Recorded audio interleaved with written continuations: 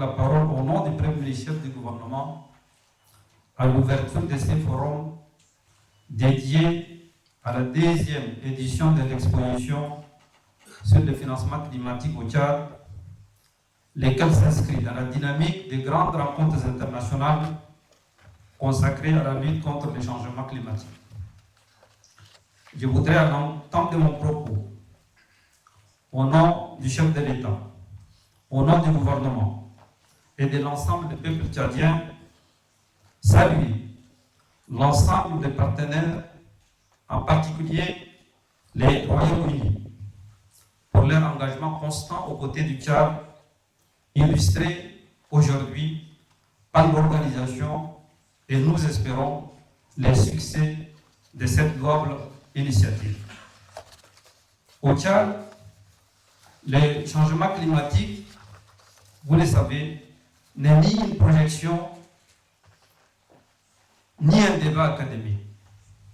Le changement climatique est devenu une réalité de tous les jours, dans toutes les zones de notre pays. La désertification progresse.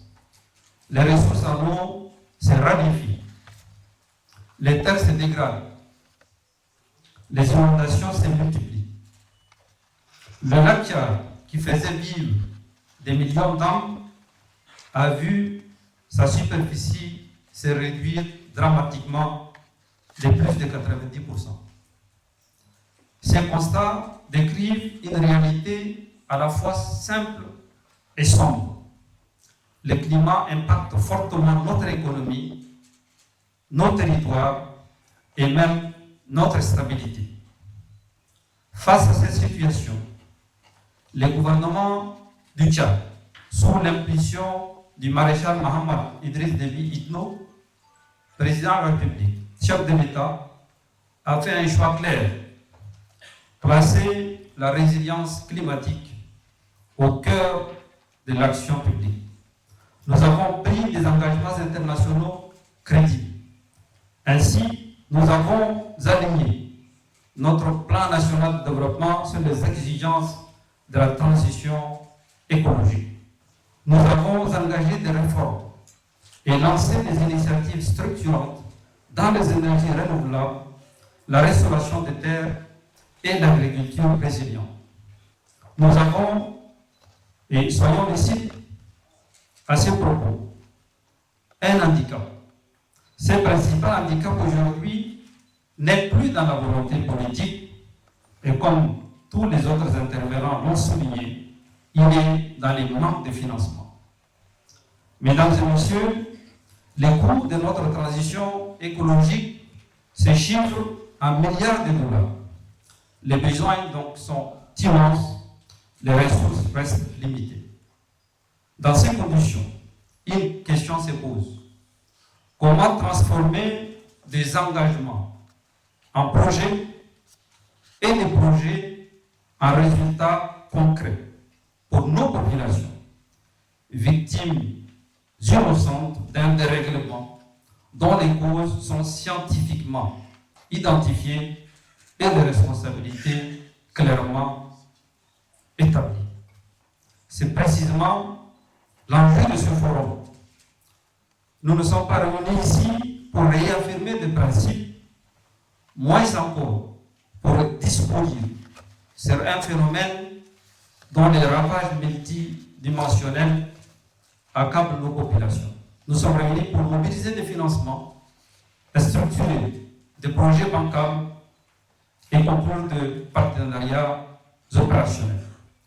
Nous disposons au Tchad d'un potentiel solaire parmi les plus importants au monde. Nous avons des millions d'hectares de terre. Nous avons une jeunesse qui est dynamique, prête à innover et entreprendre. Le Tchad n'est pas seulement un pays vulnérable, c'est aussi un pays d'opportunité. C'est pourquoi nous appelons à un changement d'approche.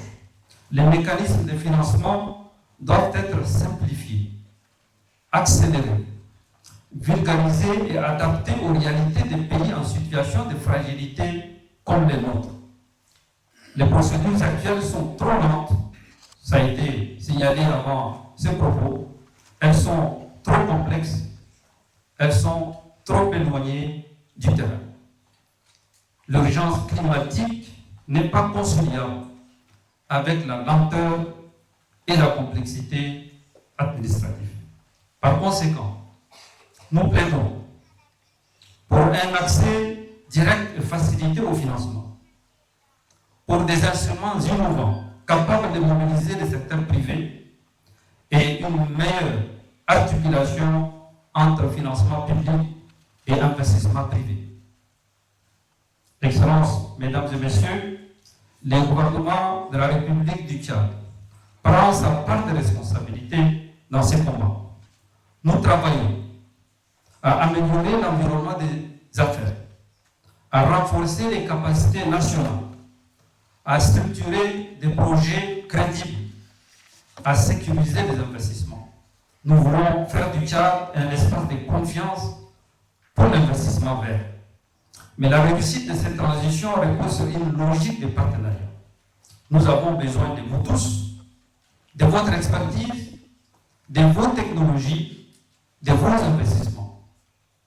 En retour, nous vous garantissons un cadre sûr, des opportunités inégalables et une volonté politique ferme et durable. Excellences, Mesdames et Messieurs, la problématique du climat n'est pas réductible à la seule question des chiffres et des mécanismes financiers. Elle pose celle de la responsabilité. Une responsabilité collective, une responsabilité qui est d'abord morale. Les pays comme le Tchad qui ont contribué et qui contribuent les moins au réchauffement climatique en subissent des impacts les plus sévères. Cette réalité scientifique doit imposer une réponse forte, fondée, inspirée par la justice et l'équité. Mais elle appelle aussi à l'action. Notre ambition est claire, faire de la Grande Muraille Verte un espace de production et de prospérité. Renforcer nos systèmes d'alerte pour protéger nos populations et construire une économie résiliente capable de transformer les contraintes climatiques en opportunités de développement. Mesdames et Messieurs, le temps n'est plus au diagnostic, le temps est aux décisions. Chaque projet financé ici est une réponse concrète à la vulnérabilité. Chaque investissement engagé est un pari sur la stabilité.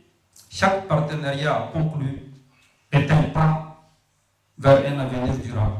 Le Tchad est prêt à avancer, il est prêt à agir.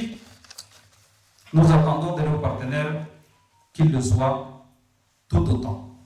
Je forme le vœu que ces forums débouchent sur des résultats tangibles, mesurables et rapides.